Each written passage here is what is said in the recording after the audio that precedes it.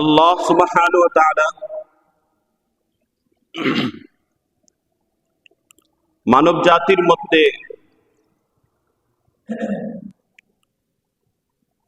একটি শোভা আল্লাহ তাআলা ভাগ করেছেন, যে শোভার নাম হচ্ছে মুমিনদের শোভা। মুমিনদের শক্তি এবং সামর্থ্য কোথায়? যেমন মনে করেন, আজকে একটা কাফের রাষ্ট্রের তুলনায় একটা মুসলিম রাষ্ট্র, উদাহরণস্বরূপ সামরিক দিক থেকে ভারতের তুলনায় বাংলাদেশের সামরিক অবস্থা অত্যন্ত নগণ্য। কিন্তু আল্লাহ সুবহানাহু ওয়া তাআলা রাষ্ট্র এবং জাতিগত ভেদাভেদকে পার্থক্য করে আল্লাহ তাআলা পার্থক্য করেছেন মুমিন এবং কাফের হিসেবে। আল্লাহ তাআলা রাষ্ট্রের কথা বলেন নাই, জাতিগত সত্তার কথাও আল্লাহ তাআলা বলেন নাই। আল্লাহ সুবহানাহু ওয়া তাআলা মুমিন এবং কাফের সম্প্রদায় দুইটা, এক হয়তো সে মুমিন, না হয় সে কাফের। তাহলে মুমিনের শক্তি কোথায়? সামরিক ভাবে তারা যতটাই স্বাবলম্বী হোক না কেন, আল্লাহ সুবহানাহু ওয়া তাআলা মুমিনদের শক্তি এবং তাদের শক্তির মূল ভিত্তির কথা আল্লাহ সুবহানাহু ওয়া তাআলা সূরাতুল ইমরানের 6 নং এবং 102 নং আয়াতের মধ্যে আল্লাহ তাআলা বলেছেন। আল্লাহ সুবহানাহু ওয়া তাআলা সামরিকভাবে একটি মুসলিম রাষ্ট্র যতটাই শক্তিশালী হোক না কেন, যদি সুপার পাওয়ারের অধিকারীও সে হয়, কিন্তু তার মূল ভিত্তি যদি ঠিক না থাকে, তাহলে তার সুপার পাওয়ার হওয়ার পরেও একটা নগণ্য কাফের রাষ্ট্রের কাছে সে হেরে যাবে। এটাই মূল কথা। তাহলে মুসলমানদের শক্তির মূল ভিত্তি কোথায়? আল্লাহ সুবহানাহু ওয়া তাআলা সূরাতুল ইমরানের মধ্যে বলেন, ইয়া আইয়ুহাল্লাযীনা আমানুত্তাকুল্লাহ। এই আয়াতে কারীমার মধ্যে আল্লাহ তাআলা মুমিন সম্প্রদায়কে ডেকে বলতেছেন, হে ঈমানওয়ালারা, শোনো, তোমরা এক আল্লাহকে ভয় করো। আমানুত্তাকুল্লাহি হাক্কা তুকাতিহ। আল্লাহ ভয় করার এই আদেশের পরপর আল্লাহ তাআলা বলেন, যাতা ভয় নয়, নামের ভয় নয়, 5 ওয়াক্তের হাজিরার ভয় নয়।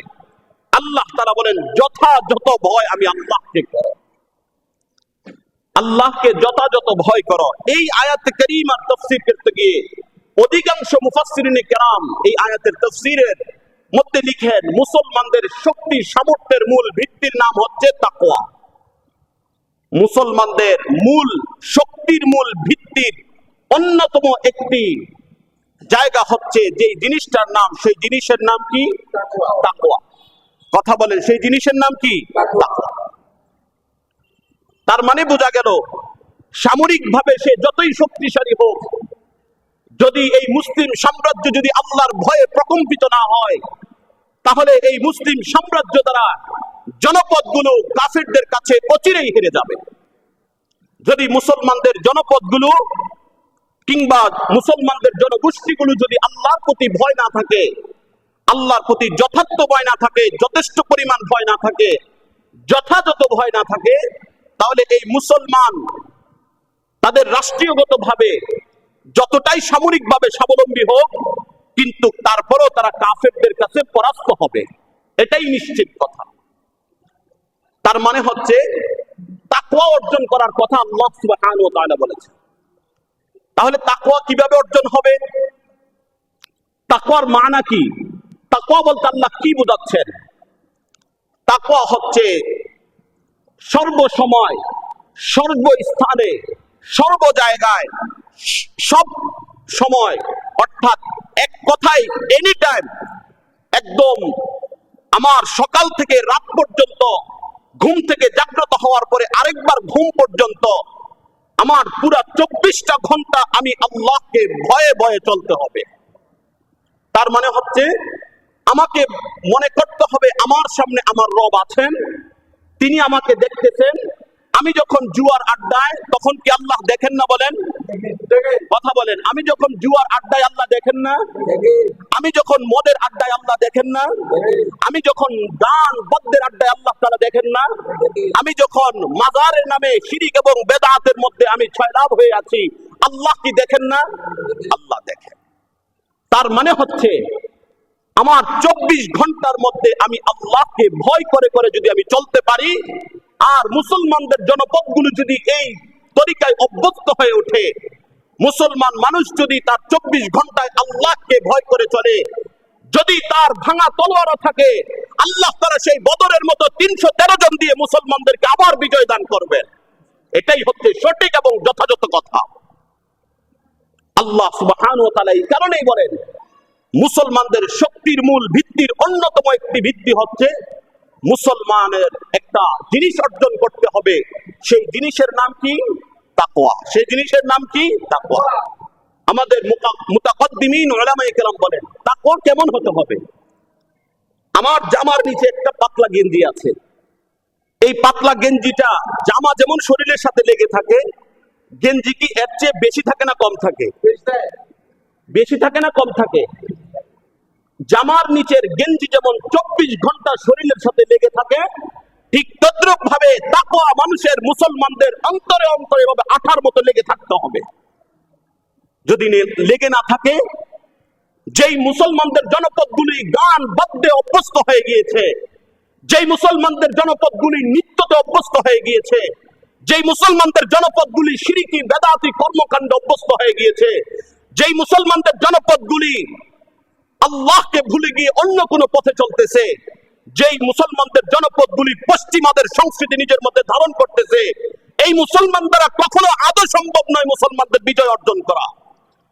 মুসলমান যদিও শক্তিশালী হয়, কিন্তু তাদের গোড়া দুর্বল, তাদের মূল দুর্বল। তাহলে আমাদের গোড়া যেটা, আমাদের মূল যেটা, আমাদের শিকড় যেটা, সেটার নাম হচ্ছে তাকওয়া। যদি মূল কেটে দেওয়া হয়, আগাতে হাজারো পানি ঢাললে লাভ হবে? আমাদের মূল হচ্ছে তাকওয়া। আল্লাহর ভয় যদি না থাকে, তাহলে এই মুসলমানদের দ্বারা কোনো কিছুই হবে না। আল্লাহ সুবহানাহু ওয়া তাআলা আমাদেরকে তাকওয়া অর্জন করার তৌফিক আল্লাহ তাআলা দান করেন। তাকওয়া মানে কি? আল্লাহর ভয়। বলেন, তাকওয়া মানে কি? 24 ঘন্টা আল্লাহকে ভয় করা, হার দম আল্লাহকে ভয় করা। ইবনে কাসির রাহিমাহুল্লাহ, হাফেজ ইবনে কাসির রাহিমাহুল্লাহ একটি ঘটনা উদ্ধৃতি দেন। এক নওজোয়ান, তিনি খুব আল্লাহকে বেশি ভয় করেন, আল্লাহকে বেশি থেকে বেশি ভয় করেন। আল্লাহ সুবহানাহু ওয়া তাআলার ভয়ে সে সদা সর্বদা প্রকম্পিত থাকে। সে কেমন ভয় করে, একটা দৃষ্টান্ত তিনি এই ঘটনার মাধ্যমে তুলে ধরেছেন। সে আল্লাহকে কেমন ভয় করে। এই নওজোয়ান বেশিরভাগ সময় মসজিদে কাটায়, বেশিরভাগ আল্লাহর ইবাদতের মধ্যে কাটায়, বেশিরভাগ আল্লাহর হুকুম পালন করার মধ্যে কাটায়। এক যুবতী এই নওজোয়ানের উপরে চোখ পড়েছে। মানুষটা বড় ভালো, ছেলেটা বড় মুত্তাকি, ছেলেটা বড় তাকওয়াবান। যদি তার সাথে আমার জীবনের দাম্পত্যের সুতা যদি গাঁথা যায়, তাহলে হয়তোবা আমার জন্য সৌভাগ্য হবে। এই আশায় এই যুবতী এই যুবকের পিছনে পড়েছে, মানে তাকে আমার করতে হবে। এবার এই যুবক, সে তো আর বুঝতে পারে নাই, কিন্তু এই মেয়ে আস্তে আস্তে আস্তে আস্তে এই নওজোয়ানকে, এই আল্লাহ ভয়ে প্রকম্পিত একটি যুবককে, আল্লাহর ভয়ে প্রকম্পিত একজন যুবককে সে আস্তে আস্তে আল্লাহর পথ থেকে সরিয়ে একদিন একটি নির্জন ঘরে এনে একত্রিত করল। এই যুবক তার ফান্দে পড়ে, তার পিছনে পড়ে আস্তে আস্তে হঠাৎ করে একদিন একটা নির্জন ঘরে একত্রিত হলো। সেখানে এই মেয়েও আছে, তারপরে এই যুবতী, এই যুবকও আছে। যুবতী যুবক দুজন একটা নিস্তব্ধ একাকিত্বের একটা ঘরে একত্রিত হয়েছে। এই মেয়ে যখন যুবকের কাছাকাছি হয়েছে, আল্লাহ সুবহানাহু ওয়া তাআলা গায়েবের মাধ্যমে এই যুবককে সহযোগিতা করেছেন, যুবকের জেহানের মধ্যে ঢেলে দিয়েছেন, ইন্নাল্লাযীনা ইত্তাকাউ ইযা মাসসাহুম তাঈফুম মিনাশ শাইতান তাযাক্কারু ফাইযা হুম মুবসিরুন। এই আয়াতে কারিমা যুবকের জেহানের মধ্যে এসে গিয়েছে।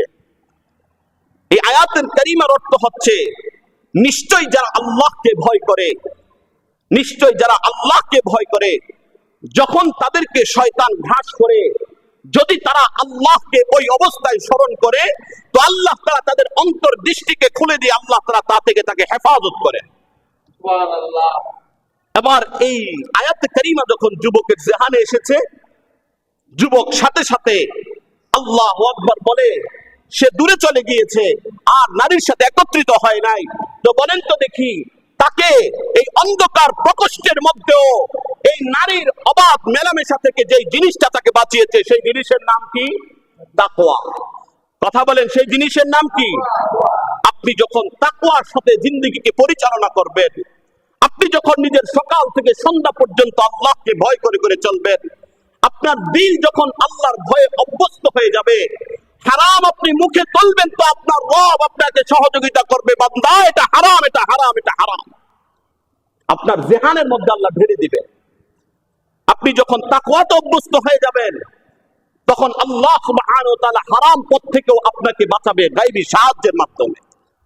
আল্লাহ সুবহানাহু ওয়া তাআলা যেভাবে ওই যুবককে বাঁচিয়েছেন, ঠিক তদ্রূপ ভাবে আল্লাহ সুবহানাহু ওয়া তাআলা আপনাকেও বাঁচাবেন। আল্লাহ সুবহানাহু ওয়া তাআলা এভাবে করে উম্মতে মুসলিমার মূল ভিত্তির পথে মানুষকে হাঁটার জন্য আল্লাহ তাআলা নির্দেশ দিয়েছেন। যদি মূল ভিত্তির উপরে যদি মুসলমান টিকে না থাকে, আল্লাহর রাসূলের সুন্নাহর উপরে না থাকে, আল্লাহর খৌফ এবং খাশিয়া যদি তাদের অন্তরের মধ্যে না থাকে, তাহলে আল্লাহ সুবহানাহু ওয়া তাআলার হাজারো মানুষ এমন আছে যারা আল্লাহর নাফরমানিতে অভ্যস্ত। তাদের সারা রাত্র কেটে যায় গান বাজতে, তাদের সারা রাত্র কেটে যায় নাচানাচিতে, যাদের সারা রাত্র কেটে যায় ঢোল ও তবলাতে, যাদের সারা রাত্র কেটে যায় আড্ডাবাজিতে, জুয়াতে, মদে, বিভিন্ন ধরনের খারাপি অশ্লীল কাজকর্মে। তো বলেন তো দেখি, এই ভঙ্গুর জাতি দিয়ে আদৌ কি সম্ভব বিজয় অর্জন করা? কখনোই নয়। আল্লাহ সুবহানাহু ওয়া তাআলার ভয়, এটা আমাকে প্রধানতম জীবনের সঙ্গী হিসেবে মানিয়ে নিতে হবে, যে এটাই আমার প্রধান সম্বল। আমি যেখানেই থাকি, যদি ৭ সমুদ্রের ১৩ নদী তলেও থাকি, সেখানেও আল্লাহ আমাকে দেখেন কিনা বলেন। হযরত ওমর ফারুক রাদিয়াল্লাহু তাআলা আনহু একদিন তাহাজ্জুদের নামাজ পড়ে বের হলেন। হযরত ওমর ফারুকের একটা অভ্যাস ছিল, তিনি রাতের গভীরে পায়চারি করে করে তিনি দেখতেন ওনার অধীনস্থ, কিংবা উনি তো ছিলেন খলিফা, তো ওনার জনগণের কি অবস্থা উনি রাতের বেলায় দেখতেন। একদিন তাহাজ্জুদের পরে হযরত ওমর ফারুক রাদিয়াল্লাহু তাআলা আনহু তিনি ঘর থেকে বের হয়েছেন। বের হয়ে দেখতেছেন, চলাফেরা করতেছেন, কেউ কি না খেয়ে আছে কিনা, কারো কোনো অভাব আছে কিনা।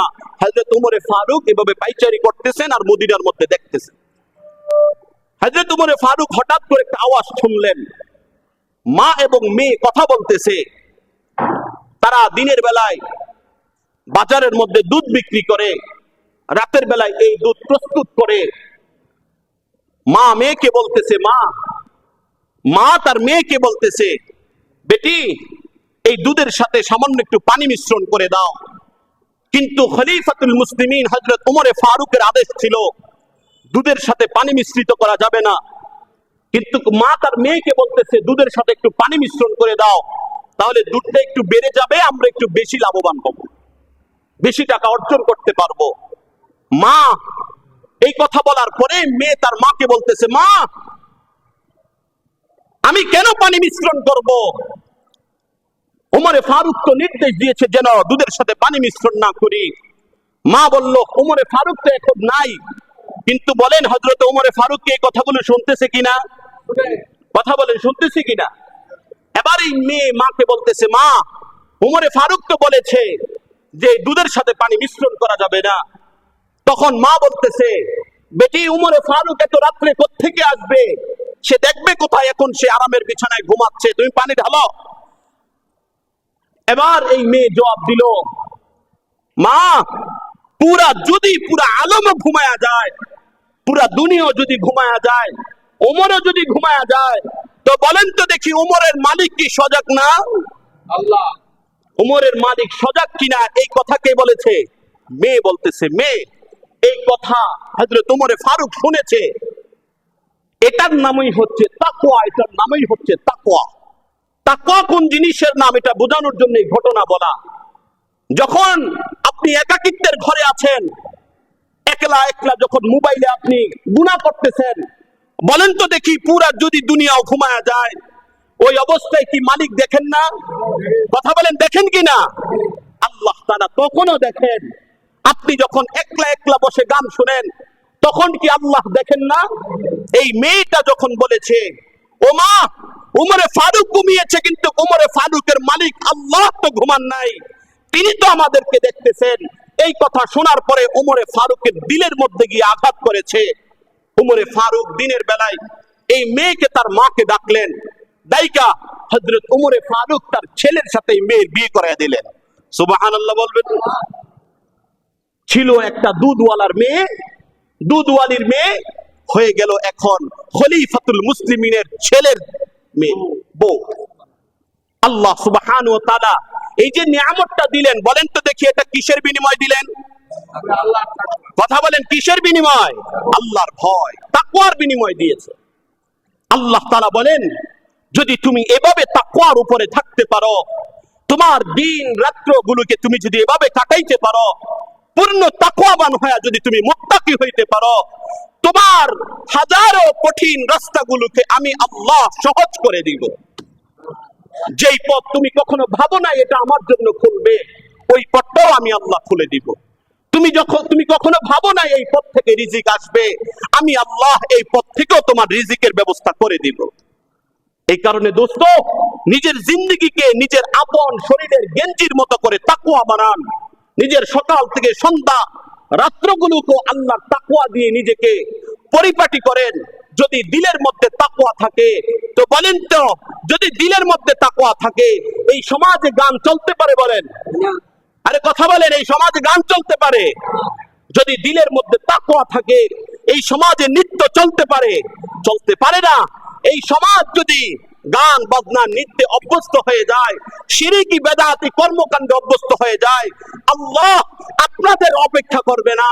আল্লাহ তাআলা ওই সমস্ত সৈনিকদের দ্বারা মুসলিম সাম্রাজ্যগুলোকে বিজয় করবেন, যেই সৈনিকরা তাদের দিন এবং রাত্রগুলোকে আল্লাহর ভয়ে কাটিয়েছে। আল্লাহ সুবহানাহু ওয়া তাআলার ভয়ে নিজের জীবনটাকে একটু সাজান, দেখবেন আল্লাহ আপনাকেও কবুল করবে ওই সমস্ত জামায়াতের মধ্যে। হযরত রাসূল করিম সাল্লাল্লাহু আলাইহি ওয়াসাল্লাম তার সাহাবীদেরকে এই তাকওয়া শিক্ষা দিয়েছেন। সাহাবীরা তার পরবর্তী প্রজন্মদেরকে শিক্ষা দিয়েছেন।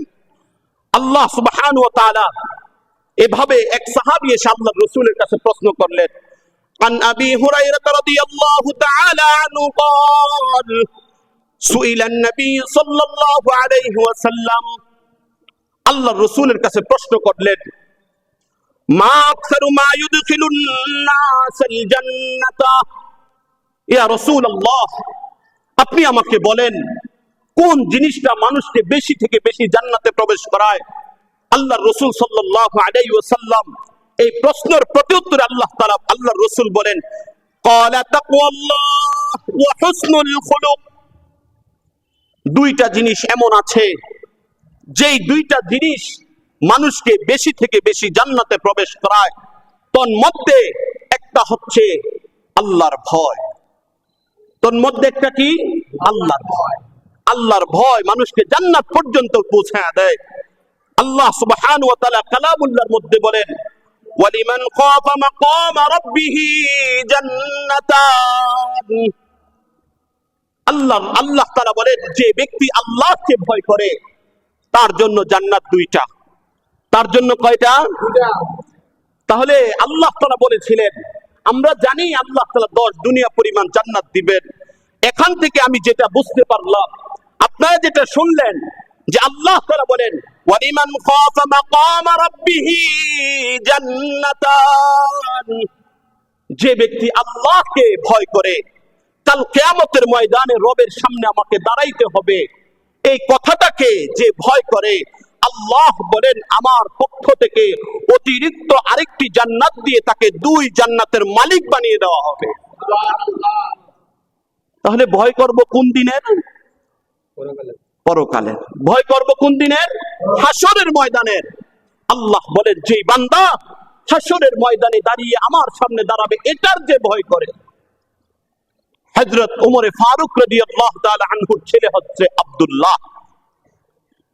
আব্দুল্লাহ একদিন মদিনা থেকে তার কিছু সাথী সঙ্গী বন্ধু বান্ধব নিয়ে বের হলেন। বের হওয়ার মধ্যে পথিমধ্যে একজনকে দেখলেন, সে কয়েকটা বকরি নিয়ে ছাগল চড়াচ্ছে, বকরি চড়াচ্ছে। আব্দুল্লাহ তাকে পরীক্ষা করার জন্য বললেন, এই একটা ছাগল আমাদের কাছে বিক্রি করে ফেলো। কিন্তু ওই যে বকরি চড়াচ্ছে এই ছাগলগুলো তার না, এটা হচ্ছে তার মনিবের, যে কোনো একজন মালিকের। এবার হযরত আব্দুল্লাহ যখন এই প্রস্তাব রাখলো একটা বিক্রি করো, তো ওই বকরির চালক সে বলল যে ভাই এই বকরি তো আমার না, এই বকরি হচ্ছে আমার মালিকের। তো হযরত আব্দুল্লাহ বললেন, এখানে তো অগণিত বকরি আছে, অনেকগুলো বকরি আছে, এর মধ্যে একটা যদি তুমি দিয়ে দাও তাহলে তো আর তোমার মালিক দেখবে না, বুঝতেও পারবে না, এটা আমাদের কাছে বিক্রি করে ফেলো, কিছু অর্থ তুমি পাইবা, আমরা এটা জবাই করে খাবো।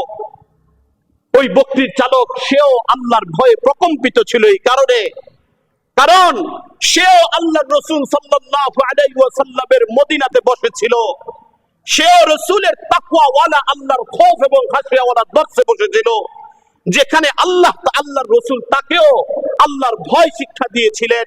এই কারণে এই আব্দুল্লাহর সামনে ওই বকরির চালক রাখাল বলল, ইয়া আব্দুল্লাহ আইনা আল্লাহ আইনা আল্লাহ আইনা আল্লাহ। ও আব্দুল্লাহ, তুমি বলতেছো আমার মনিব তো দেখবে না, বলো তো দেখি আমার মনিবের মনিব রব্বুল আলামিন তিনি কোথায়, তিনি কোথায়, আমার আল্লাহ কোথায়? এটার নামই হচ্ছে তাকওয়া। যেখানে কেউ দেখে না সেখানেও কার ভয় বলেন তো দেখি, কথা বলেন, যেখানে কেউ দেখে না সেখানেও কার ভয়? যদি এভাবে চলতে পারেন তো আল্লাহ তাআলার মুত্তাকীদের কাতারে আপনিও উঠতে পারবেন। আল্লাহ সুবহানাহু ওয়া তাআলা তাকওয়া অর্জন করার জন্য এই ঘটনাগুলো আমাদের সামনে তুলে ধরে আল্লাহ তাআলা বুঝিয়ে দিয়েছে এটার নামই হচ্ছে তাকওয়া, এটার নামই হচ্ছে ভয়। পাপ করেছেন দিলের মধ্যে যদি ভয় না থাকে, সুদ খেয়েছেন যদি দিলের মধ্যে ভয় না থাকে, আপনি সব ধরনের খারাপি কাজ করেছেন দিলের মধ্যে যদি ভয় না থাকে, তাহলে বলেন তো দেখি এই সামান্য একটু মুসলমানিত্বের দোহাই দিয়ে আল্লাহ তাআলার কাছে পার পাওয়া আদৌ সম্ভব নয়। এই কারণে আল্লাহর ভয়কে নিজের জীবনের নিত্যদিনের সঙ্গী বানান, আল্লাহর ভয়কে নিজের জীবনের নিত্যদিনের সঙ্গী বানান। আপনার সাথীও সঙ্গী যেন আল্লাহর ভয় হয়। রাতের আধারেও যেন আমি আল্লাহকে ভয় করি, দিনের আলোতেও যেন আমি আল্লাহকে ভয় করি, সমাজের সমস্ত মানুষের সামনেও যেন আমি আল্লাহকে ভয় করি, একাকিত্ব অবস্থায় যেন আমি আল্লাহকে ভয় করি। আমার জীবনের সকাল থেকে সন্ধ্যা 24টা ঘন্টা যেন আমার রবের ভয় আমার জীবনটা পরিচালিত হয়। এভাবে নিজের জীবনকে সাজাই। যদি এভাবে সাজাইতে পারি তো আল্লাহ তাআলা আমাদের উপরে সন্তুষ্ট হবেন। আল্লাহ তাআলা অন্য এক আয়াতের মধ্যে বলেন, ইন্নাল্লাযীনা তাকাউ ইযা মাসসাহুম তাঈফুম মিনাশ শাইতান।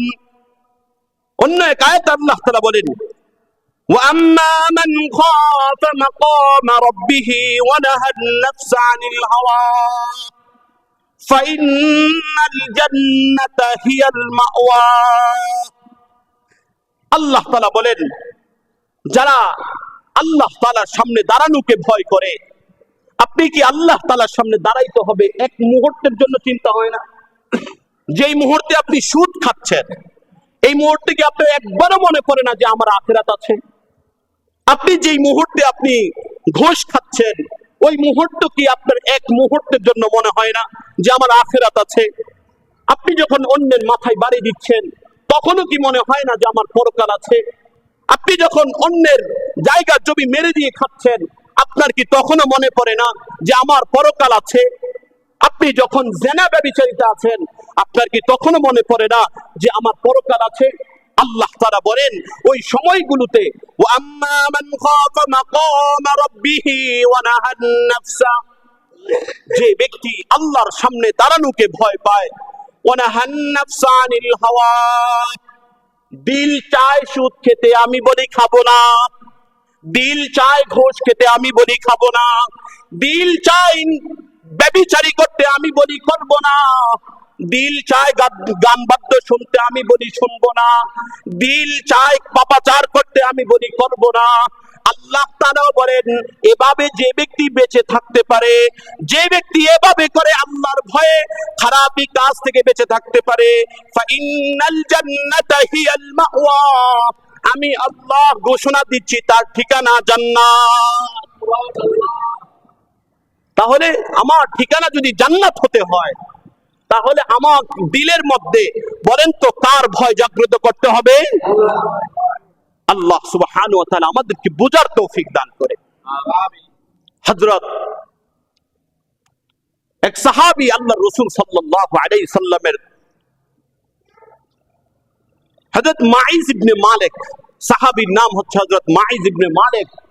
তিনি আল্লাহর রাসূল সাল্লাল্লাহু আলাইহি সাল্লামের হাদিসের মধ্যে লম্বা হাদিস, হযরত মাইজ ইবনে মালিক এসে বলল, ইয়া রাসূলুল্লাহ তাহিরনি, হে আল্লাহর রাসূল আমাকে একটু পবিত্র করে দেন। আল্লাহর রাসূল বললেন, ওয়াইহাক, এই আল্লাহ তোমার উপরে রাগান্বিত হোক, যাও এখান থেকে, যাও যাও তওবা করে ফেলো। তাহলে সাহাবী এসে রাসূলের কাছে কি বললেন? ইয়া রাসূলুল্লাহ আমাকে একটু কি করে দেন?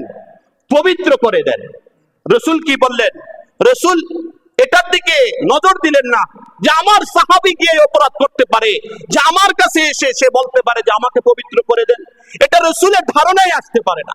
এই কারণে রাসূল বললেন যাও। রাসূল ভেবেছেন সামান্য কোনো অপরাধ, এই কারণে বলেছেন যাও নিজে নিজে তওবা করে নাও। এবার এই সাহাবী কিছু দূর যাওয়ার পরে আবার আসলেন, এসে একই কথা আল্লাহর রাসূল বললেন যাও নিজে নিজে তওবা করো। এইভাবে করে একবার, দুইবার, তিনবার, চারবার আসলেন। এবার আল্লাহর রাসূল প্রশ্ন করলেন, তোমাকে কোন জিনিস থেকে আমি পবিত্র করব? এবার ওই সাহাবী বলল, ইয়া রাসূলুল্লাহ আমি জিনা করে ফেলেছি, আমি জিনা করে ফেলেছি। হে আল্লাহর রাসূল আমি তো জিনা করে ফেলেছি, আমাকে পবিত্র করেন। রাসূল করিম সাল্লাল্লাহু আলাইহি সাল্লামের বিশ্বাসই হচ্ছিল না আমার সাহাবী জিনা করতে পারে। আল্লাহর রাসূলের উপস্থিত সাহাবীদেরকে বললেন, সাহাবীরা সে কি পাগল হয়ে গেছে? হযরত মাইজ ইবনে মালিক বললেন, ইয়া রাসূলুল্লাহ আমি জিনা করে ফেলেছি। আল্লাহর রাসূল বললেন, সে কি পাগল হয়ে গেছে? উপস্থিত সাহাবীরা বললেন, না ইয়া রাসূলুল্লাহ সে পাগল হয় নাই।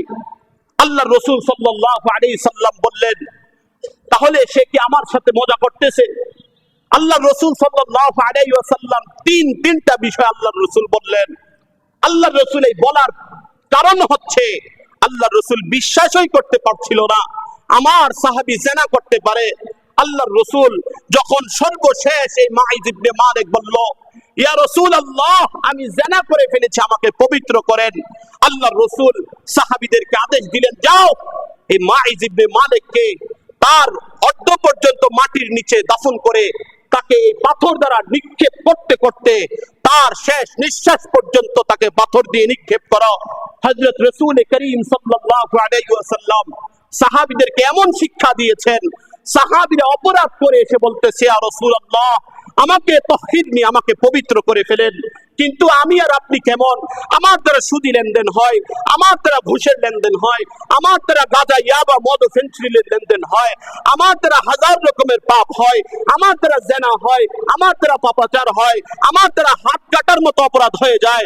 কিন্তু আমি তো একবারও বলি না, আল্লাহ আমি তো অপরাধ করেছি, আল্লাহ আমি তো অপরাধ করেছি। যদি আজকে ইসলামী আইন থাকতো আপনার হাত কাটতো, যদি ইসলামী আইন থাকতো আপনার গর্দান কাটতো, কিন্তু আল্লাহর হুকুম এই জমিনে না থাকার কারণে এগুলো হচ্ছে না। কিন্তু আপনি কি অন্তত মুমিন হিসেবে এতটুকু আফসোস কি জাগ্রত হয় না, আমি তো আল্লাহ তাআলার হুকুমের অবাধ্য হয়ে গিয়েছি? সাহাবে আজমাইন এভাবে করে রাসূলের দরবারে এসেছেন।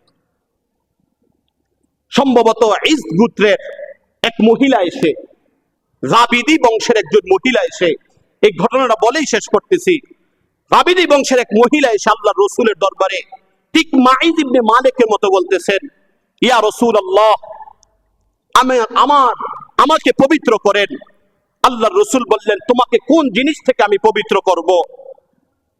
হযরত রাসূল করিম সাল্লাল্লাহু আলাইহি সাল্লামের কাছে ওই মহিলা বলল, ইয়া রাসূলুল্লাহ, মাইজ ইবনে মালিক যেই অপরাধী হয়েছে, অর্থাৎ আমি জিনা করে ফেলেছি, আল্লাহর রাসূল আমাকে পবিত্র করেন। আল্লাহর রাসূল সাল্লাল্লাহু আলাইহি ওয়াসাল্লাম তার কথাটাও শুনলেন না। সে তো নারী সাহাবী, সে তো আল্লাহর রাসূলের কথা শুনেছে, সে তো কালামুল্লাহ পড়েছে, সেও তো শুনেছে আল্লাহকে ভয় করতে হবে। এই কারণে আল্লাহর রাসূল তারটাও শুনতে চাইলেন না। আল্লাহর রাসূল বললেন, যাও তওবা করে নাও। কিন্তু যখন বলেছে যে আমি জিনা করেছি, রাসূল করিম সাল্লাল্লাহু আলাইহি ওয়াসাল্লাম আফসুর্দা হয়ে গেলেন, দুঃখিত হয়ে আল্লাহর রাসূল সাহাবীদেরকে বললেন, সাহাবীরা যাও, তাকে তার বুক পর্যন্ত মাটির সাথে দাবায়া তাকে হত্যা করে ফেলো, পাথর মারতে মারতে রজম করে ফেলো। আল্লাহর রাসূল সাল্লাল্লাহু আলাইহি সাল্লামের কাছে ওই মহিলা বলল, ইয়া রাসূলুল্লাহ, আমি অন্তঃসত্ত্বা, অর্থাৎ আমি গর্ভবতী, আমি জিনা করে গর্ভবতী হয়ে গিয়েছি। আল্লাহর রাসূল, এই যে পেটের মধ্যে আছে তার কোনো দোষ নাই, তার কোনো অপরাধ নাই, সে জিনা করেছে, এই সন্তান পেটের মধ্যে এসেছে, এই সন্তানের কোনো দোষ নাই। আল্লাহর রাসূল বললেন, ঠিক আছে যাও, এই সন্তান যেদিন তোমার প্রসব হবে সেদিন এসো। ওই মহিলা সন্তান প্রসব হওয়ার পরে আসলেন, ইয়া রাসূলুল্লাহ তাহহিরনি, আল্লাহর রাসূল আমাকে পবিত্র করে দেন, আমার পুরো শরীর তো আল্লাহর ভয়ে প্রকম্পিত, আমি তো ভয় করতেছি আপনি যদি আমাকে পবিত্র না করেন, আমি কাল কিয়ামতের ময়দানে রব্বুল আলামিনের সামনে আমি কি জবাব দিব। এই মহিলা এসে যখন আল্লাহর রাসূলের কাছে বললেন, ইয়া রাসূলুল্লাহ, আমি গর্ভবতী হয়েছি, আমি সন্তান প্রসব করেছি, আল্লাহর রাসূল বললেন, যাও, যায় সন্তান 2 বছর পর্যন্ত তাকে দুধ পান করাইবা। তুমি যদি দুধ পান না করাও তাহলে দুধ পানকারিনী পাওয়া যাবে না, তাকে 2 বছর পর্যন্ত দুধ পান করাও, তারপরে এসো। এই সাহাবী মহিলা, তার পুরা শরীর আল্লাহর ভয়ে প্রকম্পিত, সে চাচ্ছে কখন আমি আল্লাহর হুকুমে চলে যাই আর আমার শাস্তিটা না হয়, অর্থাৎ আমার শাস্তি না হওয়া ছাড়া কখন যেন আমি দুনিয়া থেকে চলে যাই। এই কারণে আমি দুনিয়াতে থাকতে থাকতে যেন আল্লাহর রাসূল আমাকে শাস্তি দিয়ে দেয়। রাসূল করিম সাল্লাল্লাহু আলাইহি সাল্লামের কাছে আসলেন, ইয়া রাসূলুল্লাহ, আমার সন্তান বড় হয়েছে। সন্তানটাকে কোলে নিয়ে আসলেন, সন্তানের হাতের মধ্যে একটা রুটি ছিল। আল্লাহর রাসূল সাল্লাল্লাহু আলাইহি সাল্লামের কাছে এসে কান্না জড়িত কণ্ঠে মা বললেন, ইয়া রাসূলুল্লাহ, আমার সন্তান এখন অন্য খাবার খাইতে পারে, তাকে আর বুকের দুধ খাওয়াইতে হয় না, ইয়া রাসূলুল্লাহ, এখন আমার উপরে রজবের হুকুম দেন। এই মহিলা এসে রাসূল সাল্লাল্লাহু আলাইহি সাল্লামের কাছে যখন এই কথা বললেন, এই সন্তানটা সাহাবীরা গ্রহণ করলেন। আর এই মহিলাকে তার বুক পর্যন্ত মাটির মধ্যে দাবিয়ে আল্লাহর রাসূলের হুকুমে তাকে পাথর নিক্ষেপ করা হয়েছে, পাথর নিক্ষেপ করা হয়েছে। বলেন তো দেখি, আল্লাহর রাসূলকে এটা ক্রোধে করেছে? আল্লাহর রাসূল এটা রাগান্বিত হয়ে করেন নাই। যদি রাসূল তাকে শাস্তি না দিতেন তাহলে আল্লাহর ভয়াবহ আযাব থেকে সে বাঁচতে পারতো না। এই কারণে রাসূল তাকে দুনিয়াতে সামান্য শাস্তির মাধ্যমে আল্লাহর রাসূল তাকে ভয়াবহ আযাব থেকে বাঁচিয়ে দিয়েছেন।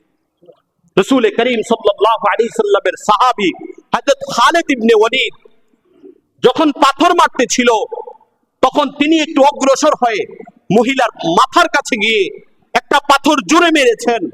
মারার কারণে হযরত খালিদের চেহারার মধ্যে এসে কিছু রক্ত পড়েছে।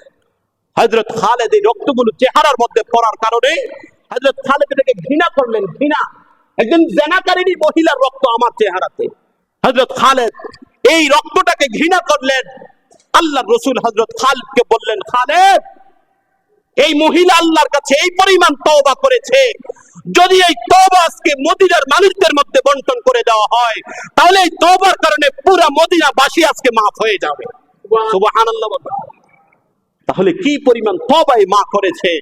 হযরত খালিদকে আল্লাহর রাসূল বলতে বাধ্য হলেন, খালিদ, এই রক্তকে তুমি অপছন্দ করিও না, এটা এই পরিমাণ গুনাহ এবং তওবাকারীর রক্ত, যার তওবায় পুরা মদিনার মধ্যে বন্টন করে দিলে এই পুরা মদিনাবাসীকে আল্লাহ তাআলা মাগফিরাত দিয়ে দিবেন।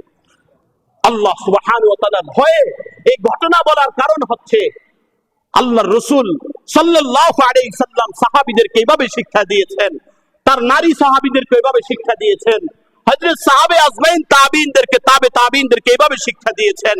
আল্লাহর ভয়ে তারা প্রকম্পিত ছিল, আল্লাহর আযাবের ভয়ে তারা প্রকম্পিত যতটুকু আল্লাহর জাত সত্তার ভয়ে, আল্লাহ তাআলার জাত সত্তার ভয়ে তারা এর চেয়েও বেশি প্রকম্পিত। এই কারণে তারা রাসূলের দরবারে এসে বলেছেন, ইয়া রাসূলুল্লাহ, আমাকে পবিত্র করেন, না হয় এই আল্লাহ তাআলার চিরস্থায়ী আযাব থেকে বাঁচার কোনো সুযোগ নেই। এই কারণে সর্বশেষ কথা হচ্ছে, আজকের আলোচনার মূল উদ্দেশ্যই হচ্ছে মুসলমানদের শক্তির মূল উৎস হচ্ছে তাকওয়া। বলেন, মুসলমানদের মূল শক্তির উৎস কোনটা?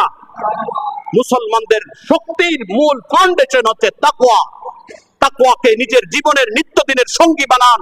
আল্লাহ আপনাকে ভাঙা তলোয়ার দিও 313 জনে বদরের প্রান্তে যেমন বিজয় দিয়েছেন, সামান্য মুষ্টিময় মুসলমান দিও আল্লাহ তাআলা লক্ষ কোটি কাফেরের উপরে আল্লাহ তাআলা বিজয় দিতে পারে। আল্লাহ সুবহানাহু ওয়া তাআলা আমাদেরকে তাকওয়াওয়ালা জিন্দেগি আমাদেরকে অবলম্বন করার তৌফিক আল্লাহ তাআলা আমাদেরকে দান করে।